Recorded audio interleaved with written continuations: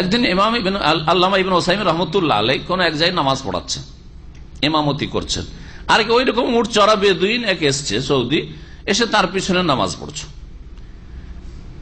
ওই সময় মানুষের হইতে পারে ছোট সূরা তো ভুল হয়ে যেতে পারে, যতই বড় আল্লামা ইবনে উসাইমিন রহমতুল্লাহ আলাইহি সৌদি আরবের 2 নম্বর বড় আলেম নামাজের পরে, এবং পৃথিবীরও 2 নম্বর আলেম তিনি। তার মতো বড় আলেম আমি এই যুগে এই 20 শতাব্দীতে 3 জন আলেমকে সবচেয়ে বড় আলেম মনে করি, শাইখ ইবনে বাজ রহমতুল্লাহ আলাইহি, ইবনে উসাইমিন আর আলবানী, এই 3 জন রাহিমাহুমুল্লাহ। তো সূরা কাফিরুন পড়তে গিয়ে ভুলে গেছেন একটু, কারণ সূরা কাফিরুনতে একটু বেড় লাগা আছে, তাই না? করি হালকা হাল আবুদু মা তাবুদুন ওয়ালা আনতুম আবুদুনা মা আবুদু ওয়ালা আনা আবুদু, একবার আবেদুন আবুদু তাবুদুন, হ্যাঁ, তো গোলমাল হইতে পারে। তো উনি একটু গোলমালিয়ে গেছেন পড়তে গিয়ে, তারপরে যাই হোক পিছন থেকে কেউ একটু লোকমা দিয়েছে, তারপর ঠিক হয়েছে, আর ঠিক করে নিয়েছেন, নামাজটা শেষ করেছেন, সালাম ফিরে বসেছেন। আর ওই বধুটা বেদুইন উঠে বলছে যে যদি নামাজ পড়তে নাই জানে তো আগে কেন যায়?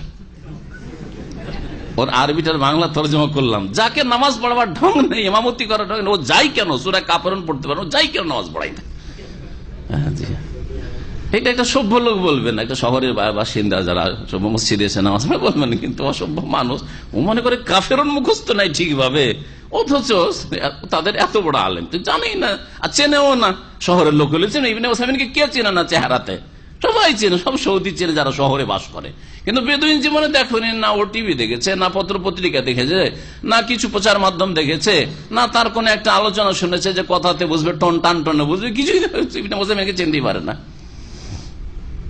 ইবনে উসাইমিনের হাস্যকর ঘটনা রয়েছে, আমাদের তাফসীর পিছিয়ে যাবে। একদিন মক্কা গেছেন, এক ড্রাইভার ট্যাক্সিতে চেপেছে, সৌদি লেমুজিন ট্যাক্সিতে চেপেছে। তখন ওই সৌদি লেমুজিন বলছে যে আপনার সাথে একটু পরিচিত হইতে পারি? হ্যাঁ। তখন বলছে আনা মোহাম্মদ বিন সালেহ উসাইমিন।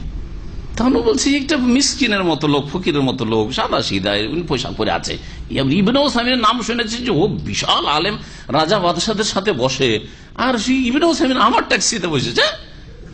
তো ও এটা কেউ রহস্য ধরেছে, ধরার পরে বলছে, যখন শুনলো যে আনা মোহাম্মদ বিন সালেহ উসাইমিন, তখন বলছে যে আনা আব্দুল আজিজ বাজ।